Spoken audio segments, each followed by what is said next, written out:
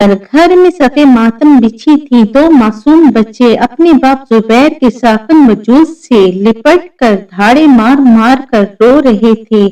सायरा, जो अभी खुद एक छोटी उम्र की लड़की थी, इस वीरान घर में सोत बनकर आई थी, लेकिन इसे अपना मुस्तकबिल धुंधला नजर आ रहा था। लोग आपस में बातें बना रहे थे। बेचारी अभी तो इसके अपने अरमान थे, अब इन दो यतीमों की खातिर अपनी जिंदगी बर्बाद कर लेगी। सायरा ने खामोशी से इन बच्चों की सूजी हुई आंखों में देखा, जहां खौफ और बेबसी के सिवा कुछ न था। इसने इसी पल अपनी जवानी और तमाम ख्वाबों को इन दो जानों पर वार देने का खामोश अहद कर लिया। इसने बढ़कर बड़े बेटे अरहम और छोटी बेटी मरियम को अपने सीने से लगा लिया। लोगों ने बातें की, सोत कभी सगी माँ नहीं होती, देखना ये बच्चों का खून चूसेगी, मगर सायरा ने चुप लगा ली। इसने घर की दहलीज पर कदम रखते ही अपनी ममता की मोहर लगा दी थी कि अब ये इसके अपने बच्चे हैं, लेकिन जमाने की तलखियों का जहर अभी इसे और इन मासूमों को बहुत तड़पाने वाला था। वफा का ये सफर कितना कठिन होगा, इसका अंदाजा शायद सायरा को भी नहीं था। दुनिया के तर्ज दिन महीनों में और महीने सालों में ढलने लगे, लेकिन सायरा के लिए दुनिया का ये रवैया जरा बराबर न बदला। सायरा बच्चों के लिए नए जूते लाती तो पड़ोसन कहती, देखो बाप का माल उड़ाकर अपना नाम बनाना चाहती है। अरहम को जरा सा बुखार होता तो ससुराल वाले तूफान खड़ा कर देते। सगी माँ होती तो क्या बच्चा यूं तड़पता। सायरा ने इन सब बातों को अपने दिल के एक कोने में दफन कर दिया और सिर्फ बच्चों की खिदमत को अपना ओढ़ना बिछोना बना लिया। इसने अपने लिए एक नया सूट तक न खरीदा ताकि मरियम की स्कूल की फीस वक्त पर जमा हो सके। अरहम और मरियम इसे सायरा आपी कहकर पुकारते थे, क्योंकि इन्हें सगी माँ का लफ्ज किसी ने कहने ही नहीं दिया था। वो रातों को उठकर बच्चों की किताबों को दुरुस्त करती और इनके बिस्तर ठीक करती, मगर सिले की तमन्ना न रखती। सायरा की रंगत ढलने लगी और हाथों की नरमी मेहनत की वजह से खुदरी हो गई। वो एक ऐसी मोमबत्ती बन गई थी जो खुद पिघल कर इन दोनों बच्चों की जिंदगी रोशन कर रही थी। मगर माशरे के तंज के तीर अब बच्चों के कच्चे जहनों को भी मुतासिर करने लगे थे।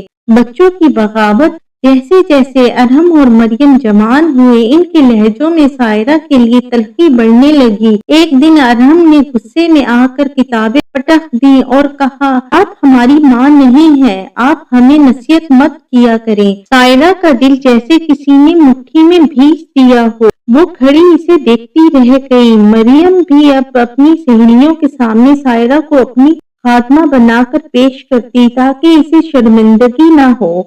सायरा किचन में अकेली रोती, मगर जब खाना मेज पर सजाती तो चेहरे पर वही मसनूई मुस्कुराहट होती। वो जानती थी कि दुनिया ने इनके कानों में जहर घोला है कि सौतेली माँ सिर्फ जायदाद की खातिर रुकती है। रात को बच्चे सो जाते, वो इनके माथे चूमती और कहती, तुम मुझे माँ ना कहो, बस कभी बेवफा ना समझना। इसने अपनी हर जमा पूंजी इनकी आला तालीम और खुशियों पर निछावर कर दी थी। वफा की इस दहलीज पर वो अब थकने लगी थी, मगर हिम्मत हारना इसकी फितरत में न था। इसे क्या मालूम था कि सबसे बड़ा दुख अभी इसे अपने सबसे लाडले बेटे से मिलने वाला है।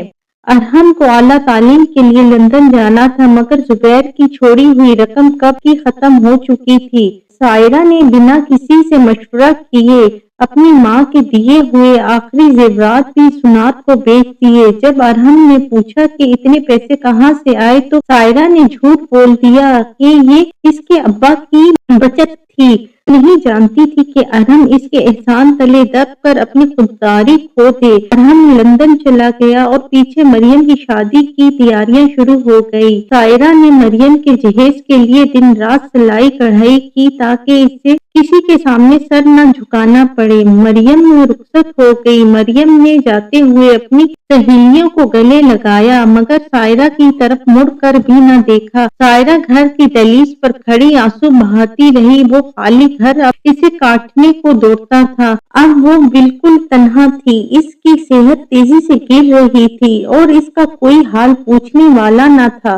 اس نے اپنا فرض نبھا لیا تھا مگر اسے اس کی قیمت تنہائی کی صورت میں چکانی پڑ رہی تھی۔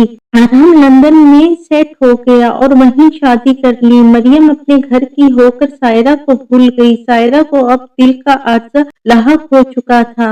وہ کئی دن اکیلی کمرے میں پڑی رہتی۔ کھانا بنانے کی ہمت نہ ہوتی تو صرف پانی ہی پی کر سو جاتی مگر بچوں کو کبھی فون کر کے پریشان نہ کرتی۔ ایک بار ارحم کا فون آیا تو سائرہ نے اپنی تکلیف چھپا کر کہا، بیٹا میں بالکل ٹھیک ہوں، تم اپنی خوشی کا خیال رکھنا۔ دیوار پر لگی زبیر کی تصویر اسے دیکھ کر جیسے روتی تھی کہ تم نے میرے بچوں کے لیے کیا کچھ نہ کھو دیا۔ سائرہ کی آنکھیں اب دھندلا گئی تھیں۔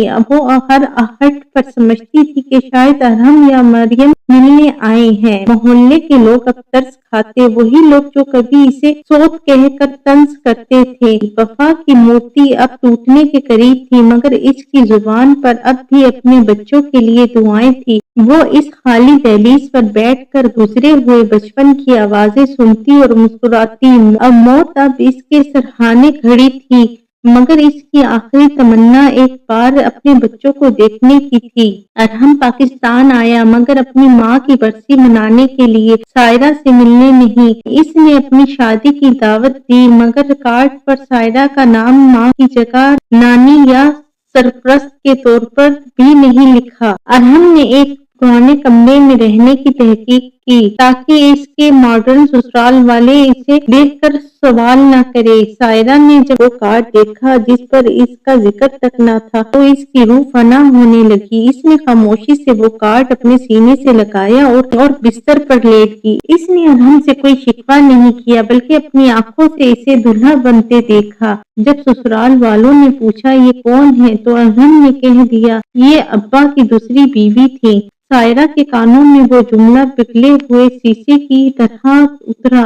اس کا دل وہیں بند ہو گیا۔ وہ خاموشی سے اپنے کمرے میں چلی گئی جہاں صرف زبیر کی تصویر اور صرف بچوں کے کھلونے تھے۔ وفا کی دہلیز پر آج ایک قربانی ہونے والی تھی جو شاید سب کو جھنجھوڑ کر رکھ دیتی۔ شادی کے ہنگامے میں کسی کو یاد نہ رہا سائرہ نے 2 دن سے کچھ کھایا بھی ہے یا نہیں۔ اگلی صبح جب ارحم اسے ناشتہ دینے گیا جو کہ بیگم کے دباؤ پر محض ایک رسم تھی تو سائرہ خاموش تھی۔ وہ بستر پر بالکل صاف تھی۔ اس کے ہاتھ میں ارحم اور مریم کے بچپن کی ایک تصویر تھی۔ اس کے چہرے پر ایک ٹھہری ہوئی مسکراہٹ تھی جیسے وہ ہر دکھ سے آزاد ہو چکی ہو۔ ارحم نے اسے ہلایا، سائرہ ابھی اٹھے ناشتہ کر لیں، مگر وہ تو کب کی رخصت ہو چکی تھی۔ ڈاکٹر نے بتایا اسے دل کا شدید دورہ پڑا تھا اور شاید وہ گھنٹوں تڑپتی رہی مگر کسی کو پکارا نہیں۔ ارحم کے پیروں تلے سے زمین نکل گئی۔ اسے اپنی کہی ہوئی ہر بات یاد آنے لگی۔ مریم بھی خبر سن کر دوڑی آئی۔ دونوں بچے اپنی سوتیلی ماں کے مرنے پر رو رہے تھے۔